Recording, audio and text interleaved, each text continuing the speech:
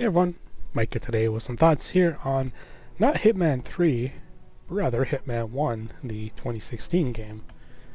Now, there is a World of Assassination trilogy with these games where they've brought content forward between each release. And so here in Hitman 3, I have access to all three campaigns. So we'll be talking specifically about the 2016 release, which is the first game here.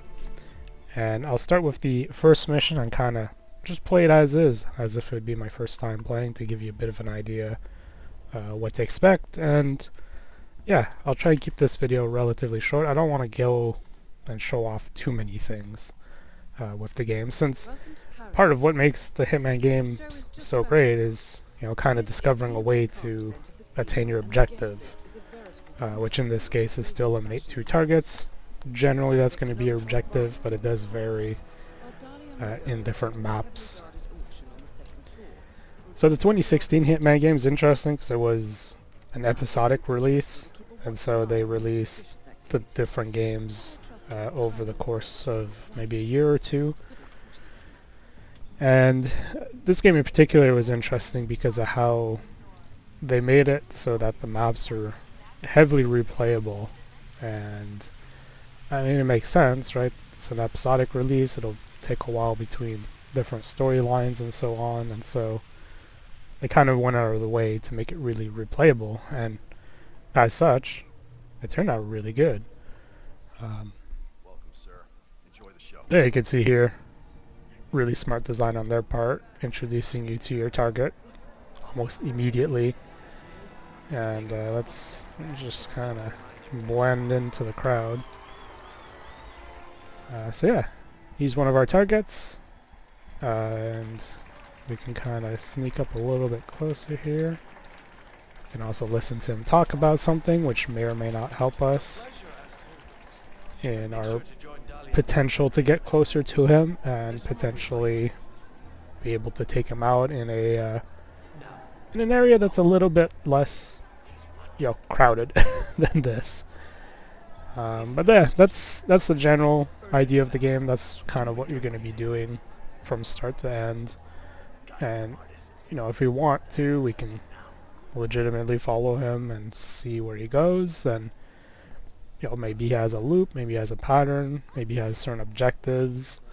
It's kind of hard to tell just immediately looking at him. And so if we tail him for a bit, maybe we can learn something. Otherwise, well, we'll probably have fun another way. So obviously they've got guards and checkpoints, so if we start walking up, yeah, see?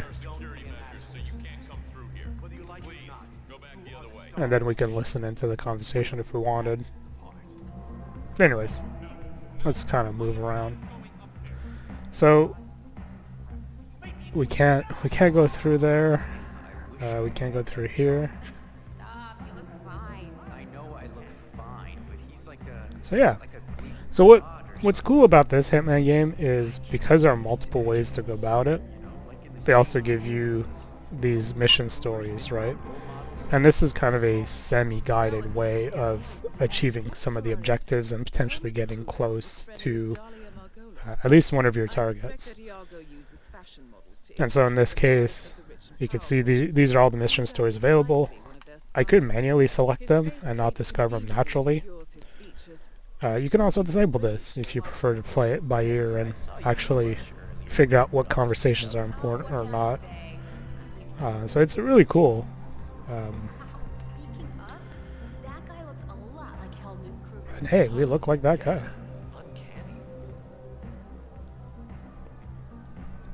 So again, if you're going for the maximum immersion and you don't have anything turned on, the fact that they kind of pointed you out as being a lot like this guy kind of gives you a hint, if you will. But since I have the storylines activated like you would when you first start playing the game, we know we got to get over there somewhere. So again, we can't go through that way. So obviously that guy's a model because he looks similar to all those people here at this fashion show, and so let's make our way through the map. Oh, so that guy there with his dot over his head will spot me. So for whatever reason, he knows that I don't belong here. So we'll kind of make our way around him. And so what you'll end up doing is you'll probably end up finding some sort of person who can, you want to try and isolate someone who has the rights to be in some of these areas, right? And so that way you will take someone out, you'll take their clothing and disguise as them, and that will give you access to other areas of the map. You can just go in and start trespassing. Then if you're spotted immediately, like, that makes it really tough. So like, if I want to go over there, you'll see here I'm trespassing, so let's not do that. And so that means I can't walk by this guy, and I probably can't walk up here. Sir, can I see your invitation? Invitation, no. Might be able to go down there, but let's make our way around. See if we can find someone else to potentially help us get in. I probably can't get in there either because I'm just a normal guest. I don't have any clearance at the moment. But yeah, that's more or less how this game progresses. You can potentially take out people in the washroom, maybe. There's all sorts of ways you can go about it, and that's kind of what makes this game so interesting and so great. Is you're kind of hiding in plain sight, and the maps are pretty flexible, and they allow you multiple ways to complete your missions. Oh. So if you look at the mission stories, one of the missions in particular I can no longer do. But yeah, that's part of the replayability of the game as well. Having those different mission stories allow you to re-experience the map in different ways. And it's really cool. Like, it massively expands the scope of the game. And lets you do some pretty sneaky stuff. So this guy's pretty much alone. So let's take him out. We'll go ahead and disguise as staff. So my old disguise is still there if I needed to switch back for whatever reason. And let's just hide the body. So now I should be allowed to access a lot of these restricted areas because I'm staff, and judging by that person over there, I'm not saying anything. See, there you go. So this person would know that I don't belong because presumably I don't look like the person she was working with. So there are little things like that you got to keep in mind. A lot of little tools and things available on the map, like those screwdrivers, which you can need to potentially tamper with equipment or murder people if you want, or whatever else you desire to do. So for instance, these gas cans, I probably need that wrench. Yeah, I think might have needed the wrench to loosen them if I wanted to. So yeah, I can walk into this area before where I couldn't. So I can do all sorts of stuff. If I have poison, I could poison this stuff, but we want to find this Helmut Kruger guy. So let's kind of make our way around. So yeah, that's pretty much the extent of Hitman, really. It's all about trying to do the mission, not get spotted, try and be as stealthy as possible, and it's a little silly. The game does give you a bit of a chance if you mess up. It also tends to give you a bit of a way out, where there's some pretty obvious solutions if you follow these storylines of how you'd be able to complete a certain mission. And so yeah, he doesn't want me to go in there.